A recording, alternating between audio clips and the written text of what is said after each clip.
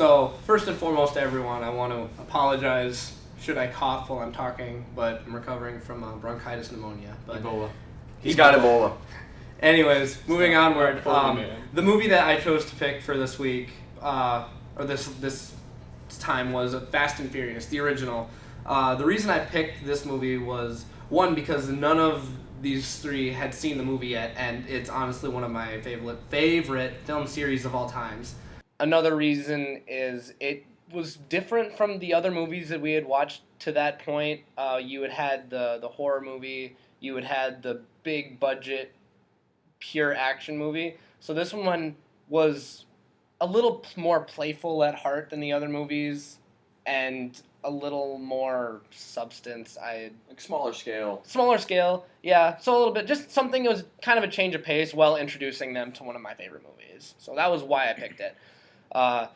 In a nutshell, what the movie is about, you are introduced to a man, Paul Walker.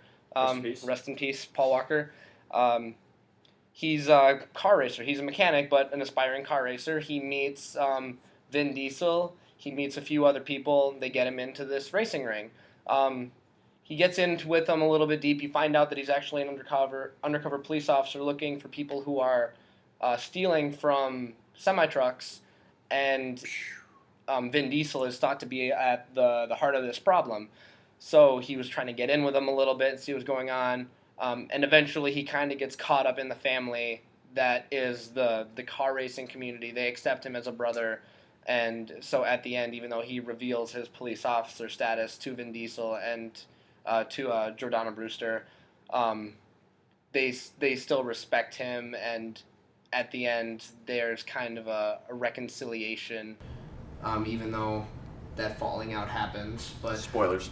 But honestly, the whole movie is kind of playful at heart. You know, it is a movie about car racing. It is a little weird at times, but it has a lot of great moments, and it is a great way to kick off this series if you've seen all the movies. So, thoughts? I liked it. It was good. And for never seen it before, I really liked it. Really wasn't expecting the Paul Walker cop twist. I don't know if it was just me. I didn't see it coming. I was just enjoying the movie, not paying attention. Right before. It just happened. After watching the first one, even if it's not part of this series of watching them all together, I will definitely be watching all Fast and Furious movies after this. Just a good one, and if that's the worst of them, I don't even want to think about how good the rest of them are going to be.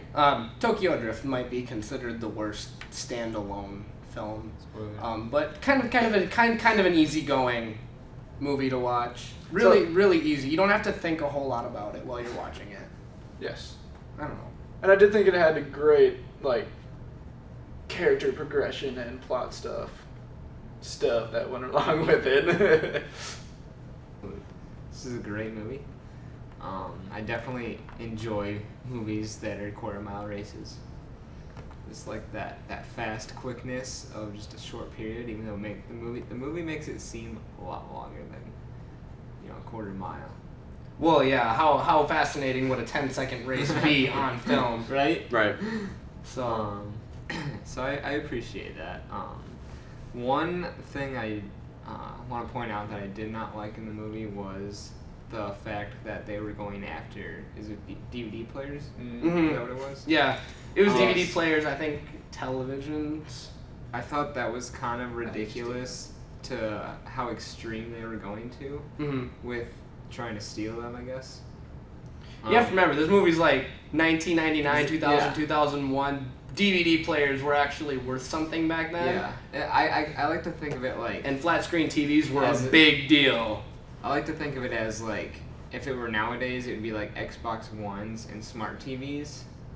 Or something more along the lines Yeah. of technology. Yeah, I can to see some that. degree like that. It's like a bunch of IMAX. or It something. definitely that aspect I agree. It dates the movie. Mhm. It Yeah. does date the movie. And I mean, that's the only thing that I really found in the movie that disappointed me. Other than that, great movie overall. Okay. I have to agree with you that the stakes seemed kind of low in terms of what the thieves were actually after. So that was like, I agree with you completely. The only other thing, I didn't really buy Paul Walker very much. I mean, not to speak ill of the dead, but Dude, you can't do that. I just did. I'm He's terrible. gotta be like the greatest actor now. I can't do it. Too soon. Too soon?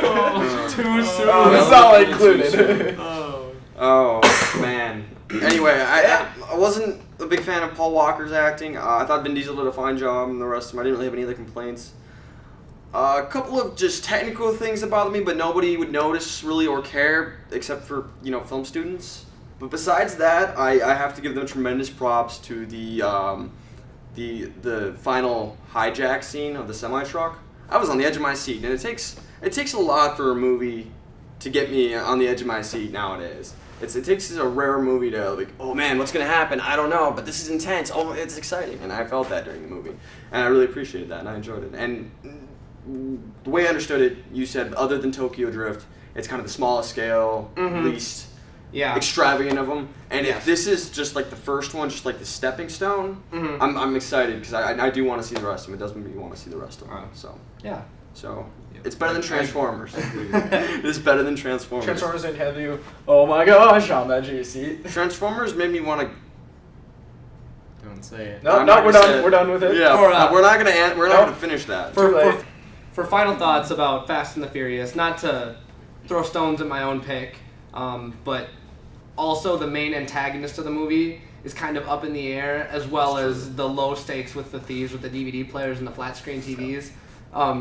You've got the, I can't even think of the name of the gang, but they were the main antagonists at the battle in the desert. It was the Asian gang. Johnny Tran was his name. Johnny Tran. So he was kind of the antagonist of the movie, but at the same time, I think an argument can be made that maybe Vin Diesel was the antagonist of the movie, because that's who the police were after. That was Paul Walker's target, but the antagonist slowly turned into a supporting character, which is not uncommon in a lot of different movies where the enemy of one movie becomes a friend of the next movie. I mean, Pirates of the Caribbean 1, Barbosa's the bad guy, the antagonist in that movie, and then he comes back at the end of 2. And Spoilers! You know.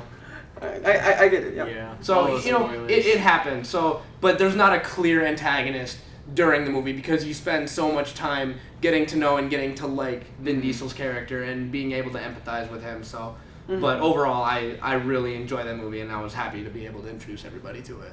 And we appreciate it. We do appreciate it.